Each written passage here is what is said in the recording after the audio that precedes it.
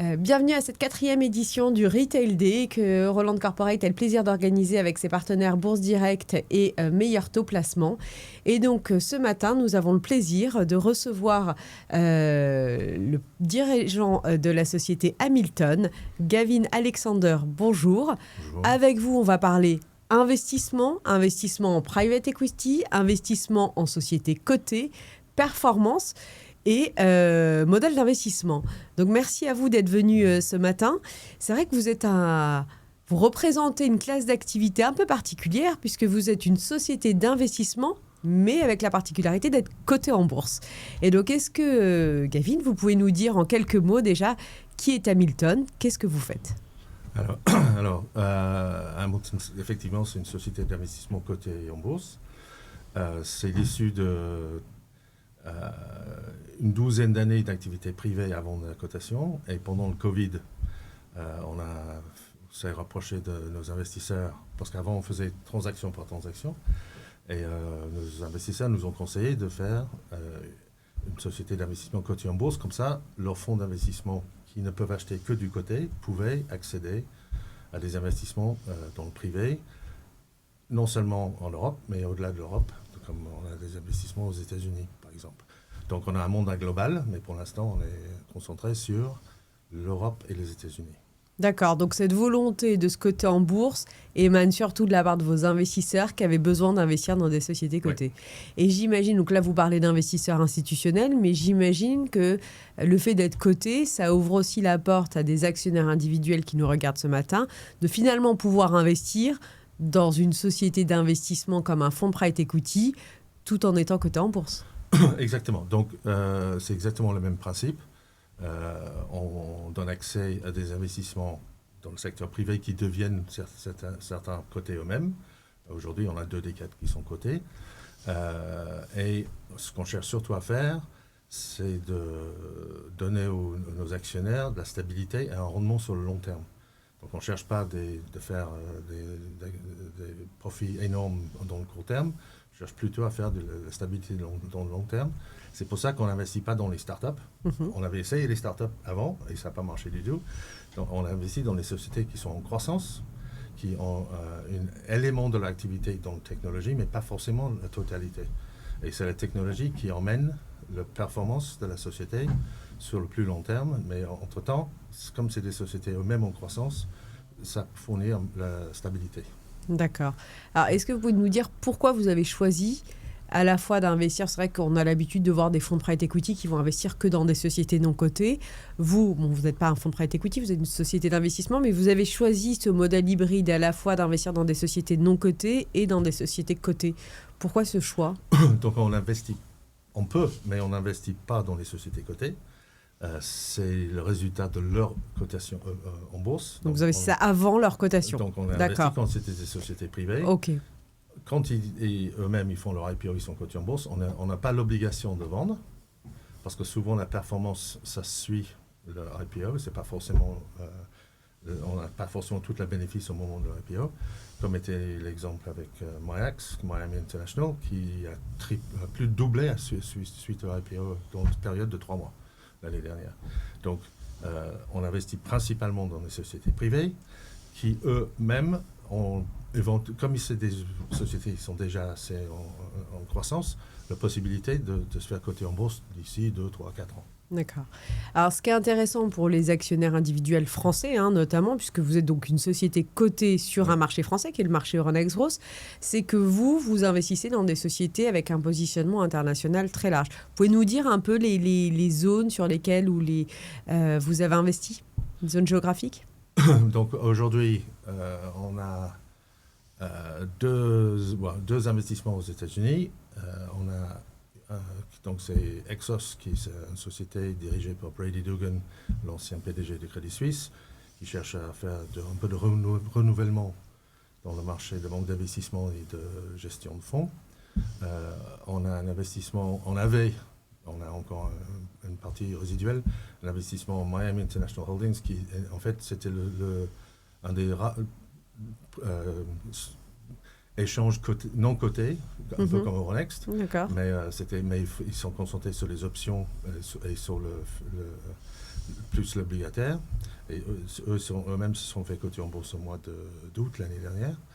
On a investissement dans une société qui s'appelle Gauzy, qui à la base est une société israélienne, mais il y a 70% de son activité qui est en France, en fait, à Lyon. D'accord. Pardon, excusez-moi. Et le dernier, c'est une société qui s'appelle Antaria Pharma, qui est une société qui soutient le développement et le secteur de pharmacie en France, en fournissant de la dette aux pharmaciens. Et aussi, dans les 6 mois à venir, on va finir de mettre en place une plateforme technologique qui permettrait aux pharmaciens de mieux gérer leur business. D'accord. Voilà, donc c'est une un peu d'exposition effectivement géographique. Large comme spectre, mais les éléments les plus importants, c'est les dirigeants. Il faut qu'on ait confiance vraiment dans les dirigeants parce qu'on ne peut pas nous prétendre être experts dans toutes ces activités. Ouais. Et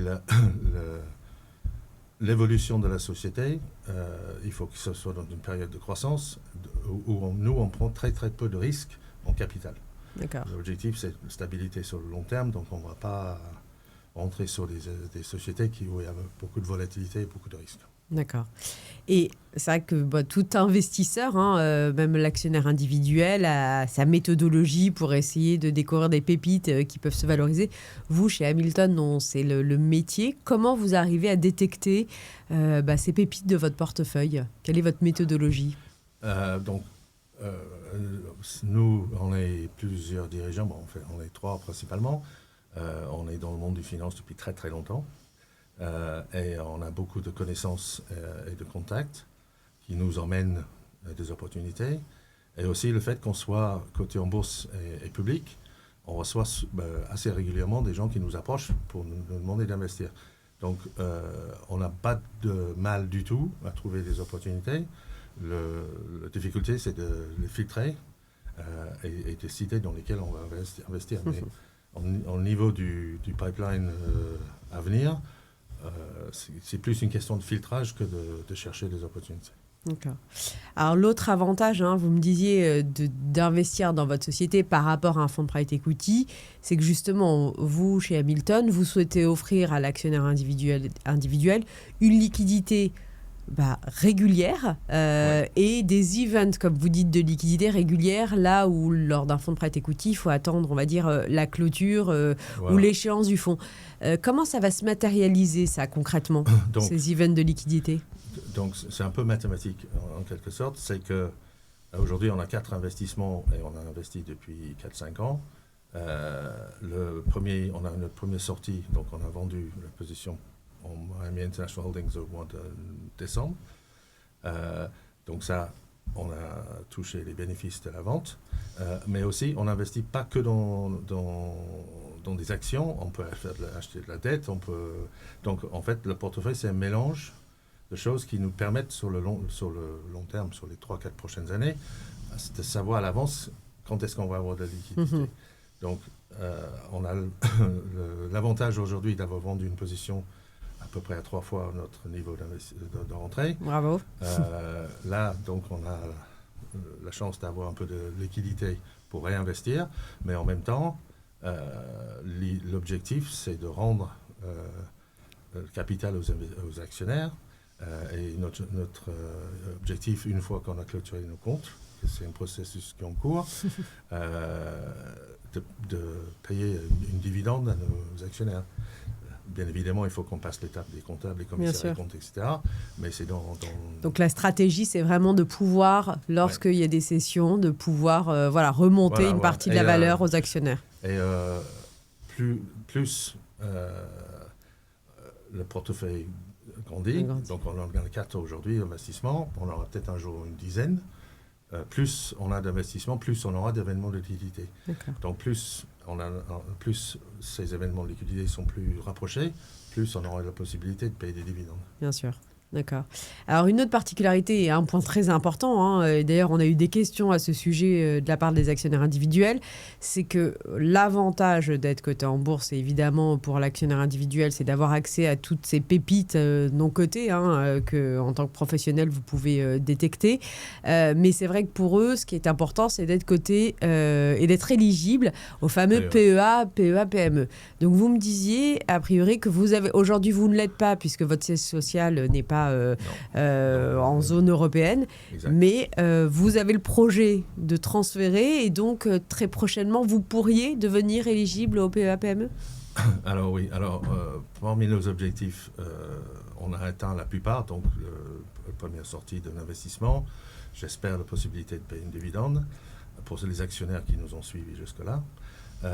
Mais aussi un processus en cours de déplacer le siège social dans un pays de l'Union européenne, l'Irlande, donc cas échéant, pour que les actions soient éligibles au PEA. Ce processus commencera, et tout est préparé, commencera une fois qu'on a publié les comptes. D'accord. Donc très prochainement, on pourra voir, après la publication des comptes, un transfert.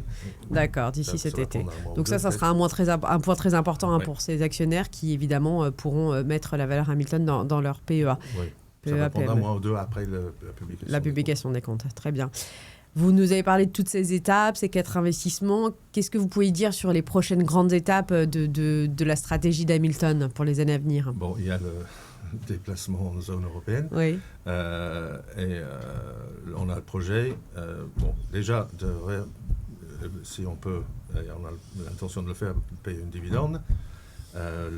Liquidité qui nous restera de faire notre prochain investissement dans les mois à venir, mais aussi au cours de l'année de faire un levée de fonds un peu plus important, parce qu'aujourd'hui on a investi à peu près 25 millions pour mais même dans les sociétés dans lesquelles on a investi, on aurait pu investir le double facilement. D'accord. Et là, avec les opportunités qu'on a actuellement, on a un stade assez avancé des investissements de encore 25-30 millions.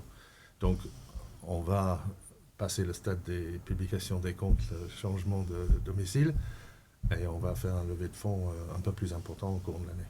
D'accord. Bon, parfait. Et pour conclure, peut-être avant de passer, parce qu'on a reçu des questions des actionnaires que je vous passerai, mais pour conclure, quels sont pour vous les 3 points essentiels que nos actionnaires individuels doivent retenir aujourd'hui sur Hamilton ? Donc, ce qu'on cherche surtout, c'est une structure d'investissement qui est très simple et transparente, premièrement. Et on cherche à retourner du capital aux investisseurs dans le long terme, ayant une stabilité importante non seulement dans notre activité, mais aussi dans le prix de nos actions. Et l'étape très importante, c'est de fournir ce qu'on fait déjà aux investisseurs institutionnels, mais aussi aux particuliers, l'accès aux investissements dans le privé et ailleurs dans le monde pour les investisseurs qui sont contraints par les structures des PEA. Donc, par le biais du PEA, ils peuvent investir dans du privé international. Dans des sociétés qui investissent de façon internationale. D'accord, c'est très clair. Alors, on a reçu des questions donc, des actionnaires individuels et notamment une pour savoir si vous pourriez, vous, envisager d'investir en direct dans du Bitcoin. Est-ce que ça fait partie de la stratégie ou d'investir dans des sociétés qui elles-mêmes investissent dans du Bitcoin ? Alors, nous-mêmes directement, non, parce que pour moi, c'est une activité de trading, c'est pas quelque chose qu'on fait. Mais aujourd'hui, 2 de nos 4 investissements sont déjà actifs dans le Bitcoin et le blockchain. Donc, Exos, qui a une activité de data mining, et Miami International Holdings, qui a aussi une activité de Bitcoin sur leurs produits dérivés. D'accord. Donc, c'est déjà fait. D'accord, ok. Et la thématique d'investissement était celle du Bitcoin ou ça Non, c'était pas celle du Bitcoin. C'est juste que ça fait partie de leur activité. Mais eux, ils sont beaucoup mieux placés de le faire que nous. Donc, nous, on ne fait pas du trading. Du trading en tant que tel. Non. Ok. Écoutez, Gavin Alexandre, merci beaucoup d'être venu ce matin à cette 4e édition du Retail Day. Donc, découverte, pépite à découvrir dans cette matinée, puisque Hamilton est donc une société d'investissement cotée sur Euronext Growth qui sera d'ici l'été éligible au PEA et PME pour tous les actionnaires individuels. Merci beaucoup. Merci. Merci.